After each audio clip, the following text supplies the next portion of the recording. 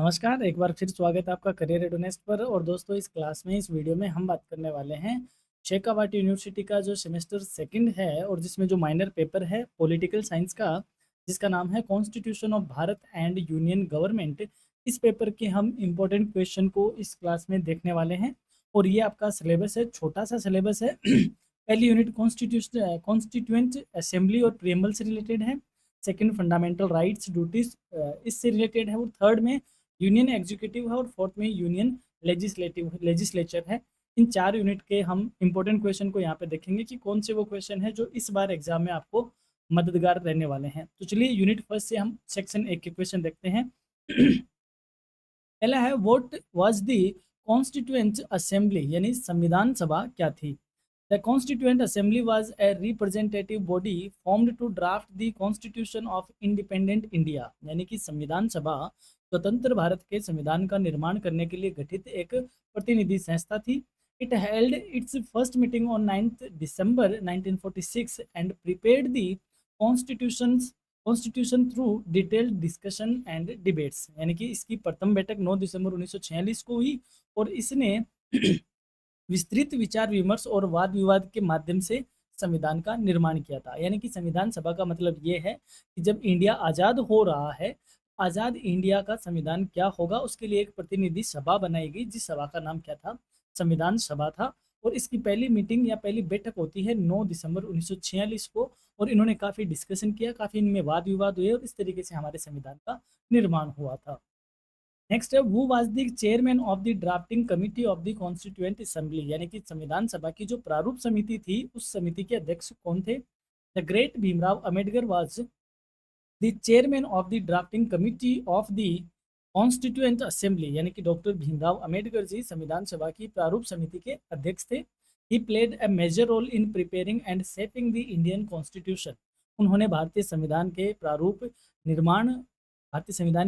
निर्माण और उसे स्वरूप प्रदान करने में बहुत महत्वपूर्ण भूमिका निभाई थी। तो आपसे पूछा जाए कि जो ड्राफ्टिंग कमेटी थे उनके हेड कौन थे, डॉक्टर भीमराव अम्बेडकर। नेक्स्ट है, who was the president of the constituent assembly, संविधान सभा के अध्यक्ष कौन थे। यानी कि संविधान सभा थी, उसमें ड्राफ्टिंग कमेटी थी, उस कमेटी के हेड थे डॉक्टर भीमराव अम्बेडकर। और जो संविधान सभा थी उसके हेड कौन थे, doctor Rajendra Prasad was the permanent president of the constituent assembly, यानी कि डॉक्टर राजेंद्र प्रसाद संविधान सभा के स्थायी अध्यक्ष थे। He presided over its proceedings and played an important role in the constitution making process. उन्होंने संविधान सभा की कार्यवाही की अध्यक्षता की और संविधान निर्माण प्रक्रिया में महत्वपूर्ण भूमिका निभाई। अगला क्वेश्चन है, when was the constitution of India adopted and enforced, Bharat का संविधान कब अंगीकृत हुआ और कब लागू किया गया। The constitution of India was adopted on 26 November 1949 and came into force on 26 जनवरी 1950, यानी संविधान सभा का भारत का जो संविधान है वो 26 नवंबर 1949 को बनकर तैयार हो गया था, या यूं कहे अंगीकृत कर लिया गया था। लेकिन 26 जनवरी 1950 को भारत का संविधान लागू किया गया था। 26 जनवरी को ऐसा क्या था, अगर किसी बच्चे को मालूम है तो डेफिनेटली कमेंट करके बताएं कि जब संविधान 26 नवंबर 1949 को बन चुका था तो 26 जनवरी को ही क्यों लागू किया गया। हालांकि कुछ प्रोविजन 26 नवंबर को लागू हो चुके थे, बट टोटली जो एनफोर्स हुआ था वो 26 जनवरी से हुआ था। 26 जनवरी को ऐसा क्या था, किसी बच्चे को अगर हिस्टोरिकली इसका फैक्ट मालूम है तो डेफिनेटली कमेंट करें। The latter date is celebrated as Republic Day, और जो 26 जनवरी है उसको हम गणतंत्र दिवस के रूप में मनाते हैं। और यहाँ पे सेकंड क्वेश्चन मेरा ये है कि गणतंत्र और स्वतंत्र दिवस में क्या अंतर है, दोनों में क्या डिफरेंस है। अगला है, what is the preamble of the Indian constitution, भारतीय संविधान की प्रस्तावना क्या है। The preamble is the introductory statement of the Indian constitution, भारतीय प्रस्तावना भारतीय संविधान का परिचयात्मक वक्तव्य है।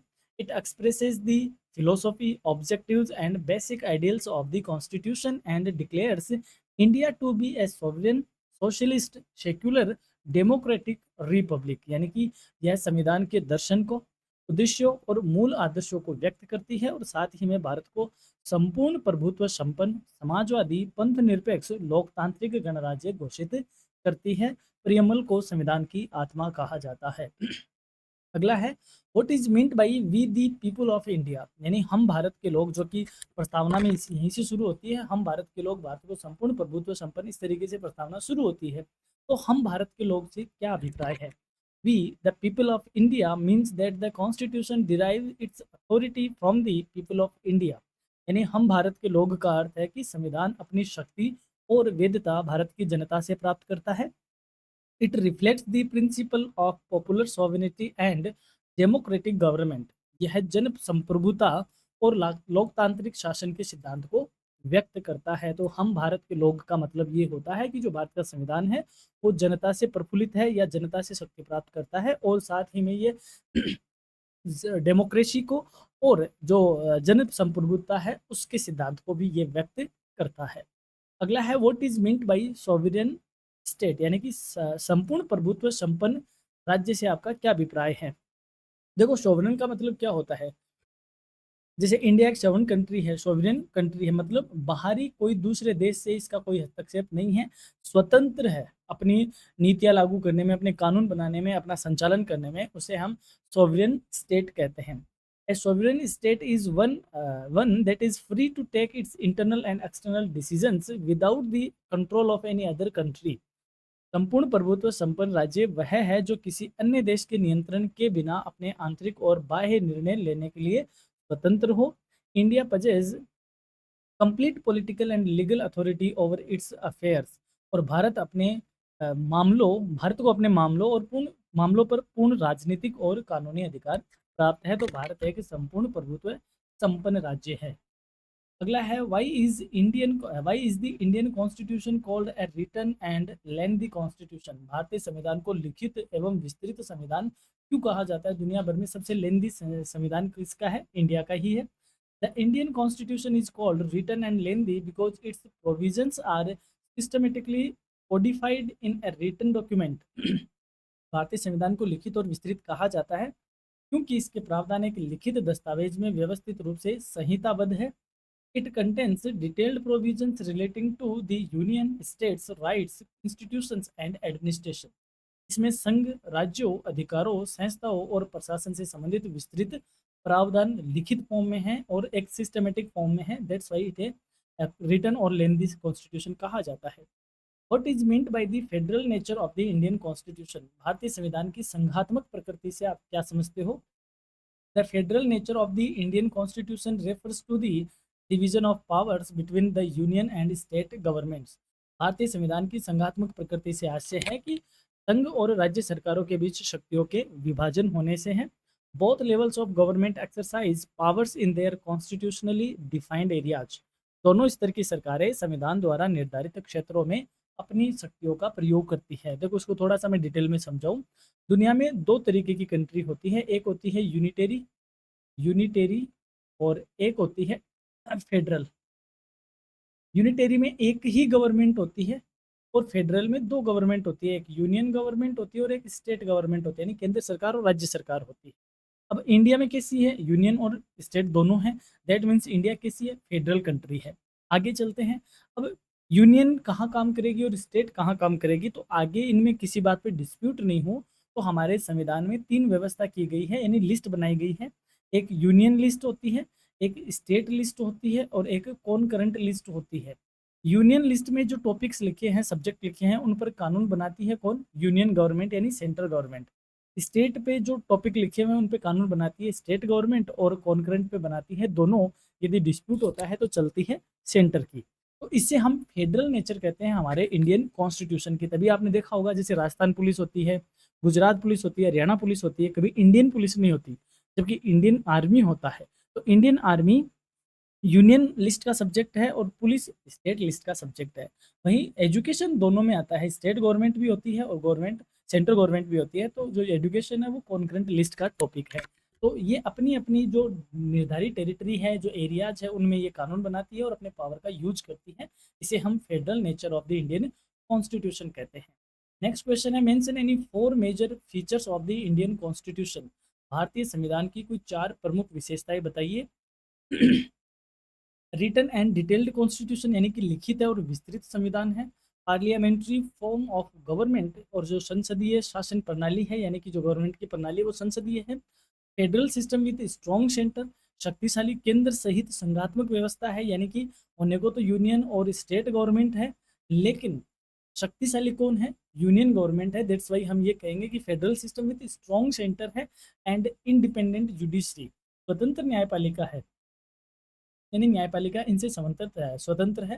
These features provide a democratic and constitutional framework to Indian governance. ये विशेषताएं भारतीय शासन को लोकतांत्रिक और संवैधानिक आधार प्रदान करती है। अब हम आते हैं सेकेंड यूनिट की ओर। पहला क्वेश्चन है, व्हाट आर फंडामेंटल राइट्स? मौलिक अधिकार क्या है? Fundamental rights are the basic rights guaranteed by the constitution to protect the freedom, equality and dignity of individuals. मौलिक अधिकार संविधान द्वारा व्यक्तियों की स्वतंत्रता, समानता और गरिमा की रक्षा के लिए प्रदान किए गए मूल अधिकार है। They are mainly mentioned in part third of the Indian constitution. और इनका मुख्य रूप से यदि इनका उल्लेख है तो भारतीय संविधान के भाग 3 में फंडामेंटल राइट्स का उल्लेख किया गया है।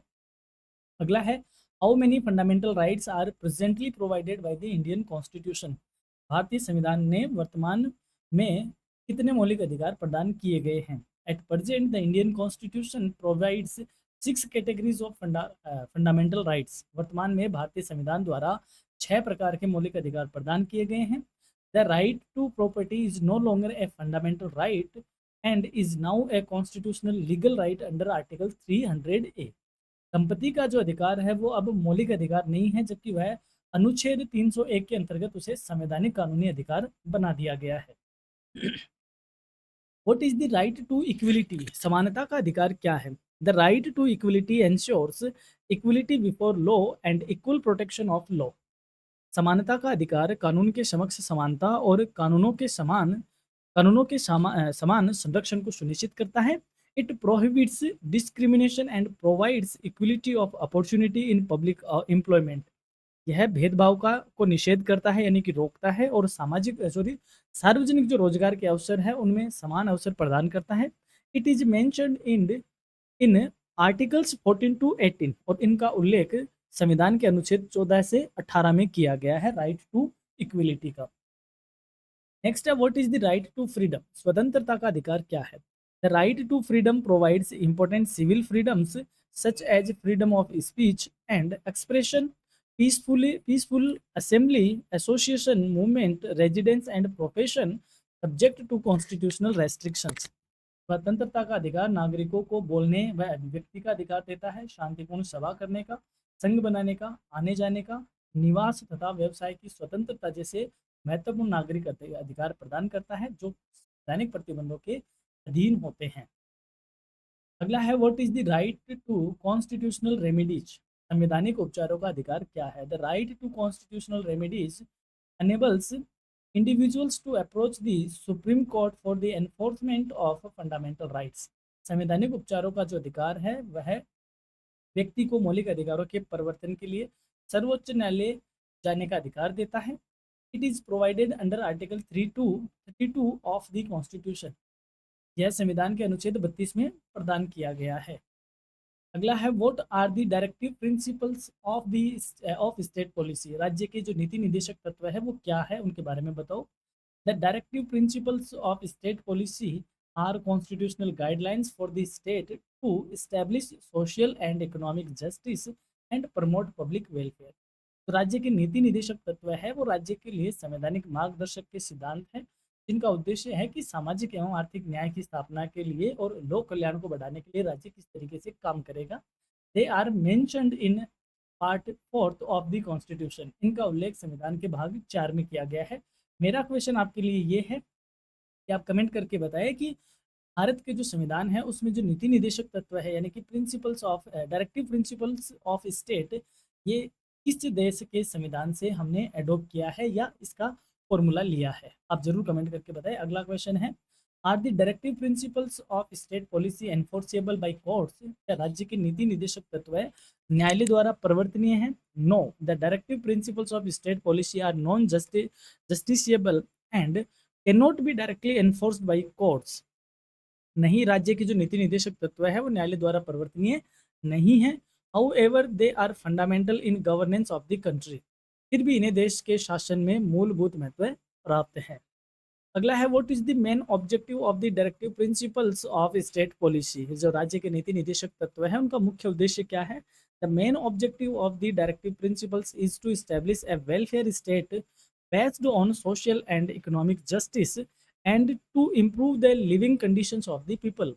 नीति निर्देशक तत्वों का जो मेन उद्देश्य है वो है सामाजिक और न्यार्थिक आय पर आधारित कल्याणकारी राज्य की स्थापना करना और जनता की जीवन परिस्थितियों में सुधार करना, ये इनका मूल उद्देश्य है।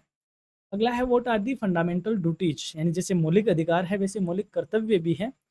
Fundamental duties are the moral and constitutional obligations of citizens towards the nation. मौलिक कर्तव्य राष्ट्र के प्रति नागरिकों के नैतिक और संवैधानिक दायित्व है। They are mentioned in article 51A to part 4A of the Indian constitution. इनका उल्लेख भारतीय संविधान के भाग 4A के अनुच्छेद 51A में किया गया है। एंड नेक्स्ट क्वेश्चन है how many fundamental duties are there in Indian constitution.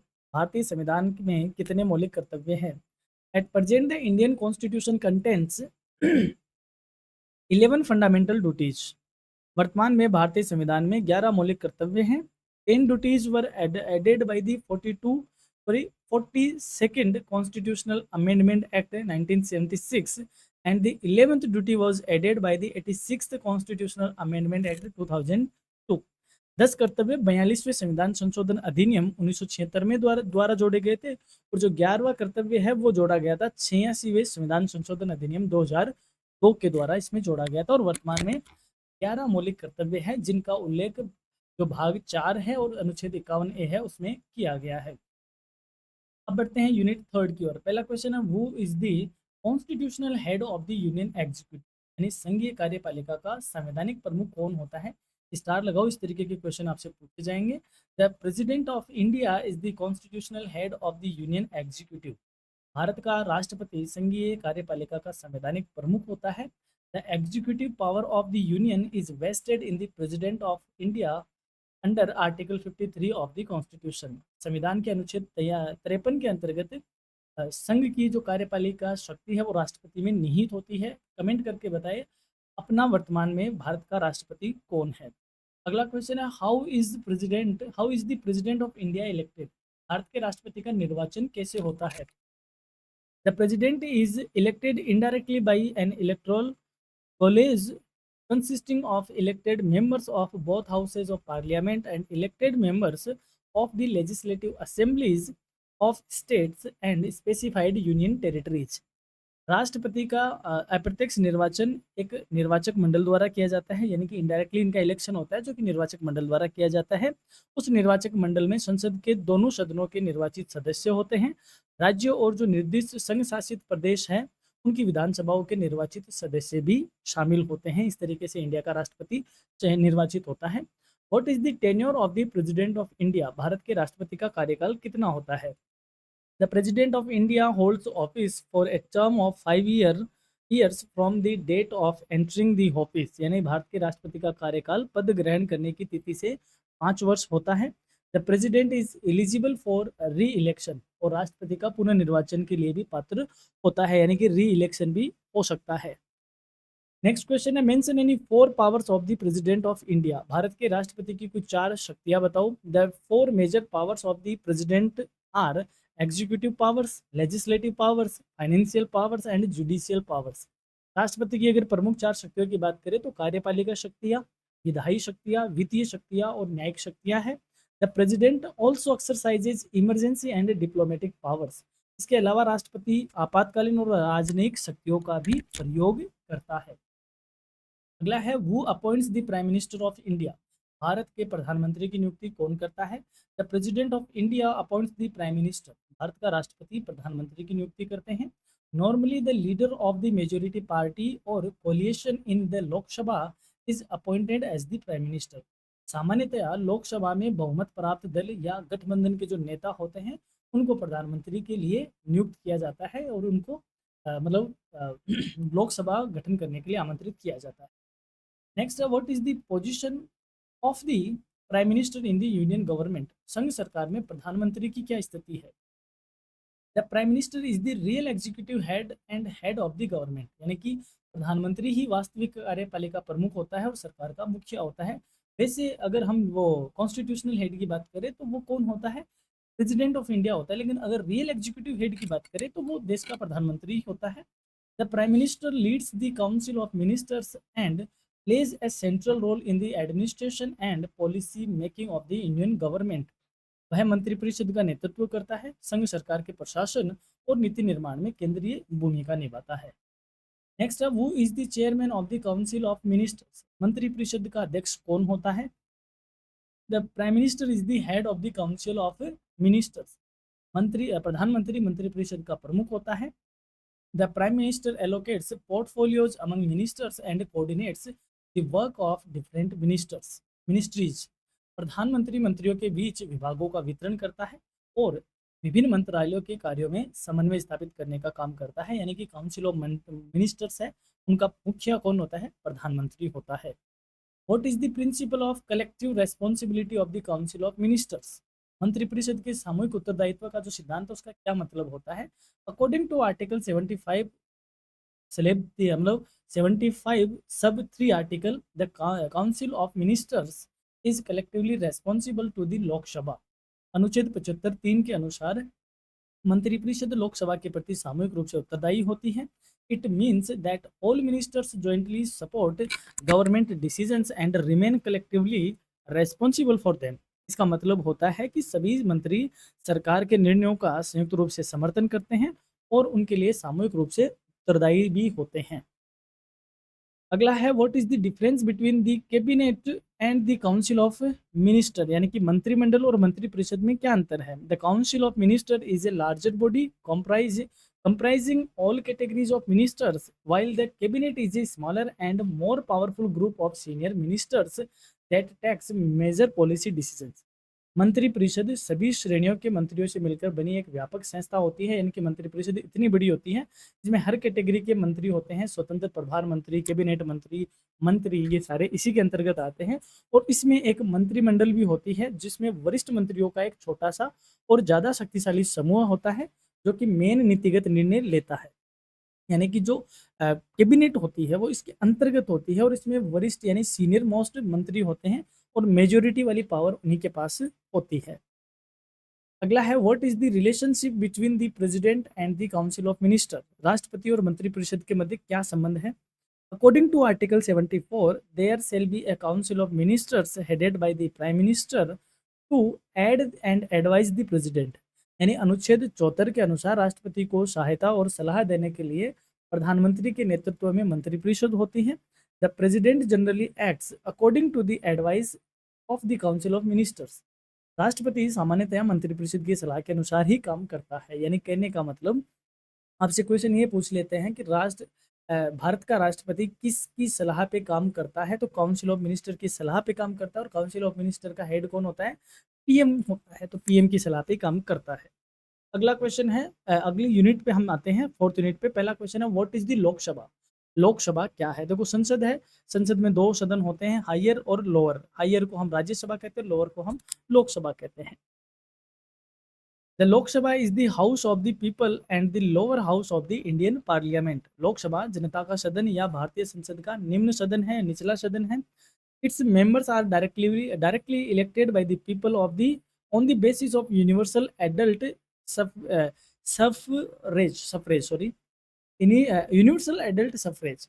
इसके जो सदस्य हैं उनका निर्वाचन प्रत्यक्ष या सार्वभौमिक वैश्विक मताधिकार के आधार पर जनता द्वारा प्रत्यक्ष रूप से चुना जाता है। यानी कि जो लोकसभा के चुनाव होते हैं उनमें हम लोकसभा सांसद चुनते हैं और लोकसभा सांसदों में से ही एक पीएम बनता है जो कि जनता डायरेक्टली जिनका इलेक्शन करती है। तो ये निचला सदन होता है और ये डायरेक्टली जनता से रिलेटेड होता है। What is the normal tenure of the Lok Sabha. Lok Sabha का सामान्य कार्यकाल कितना होता है? The normal tenure of the Lok Sabha is 5 year from the date appointed for its first meeting unless it is dissolved earlier. Lok Sabha का सामान्य कार्यकाल इसकी प्रथम बैठक के लिए निर्धारित तिथि से 5 वर्ष का होता है यदि इसे उससे पहले भंग न किया जाए। Mention any 4 major powers of the Lok Sabha. Lok Sabha की कुछ 4 प्रमुख शक्तियां बताओ। The major powers of the Lok Sabha are legislative power, financial powers, control over the executive and constitutional amendment powers.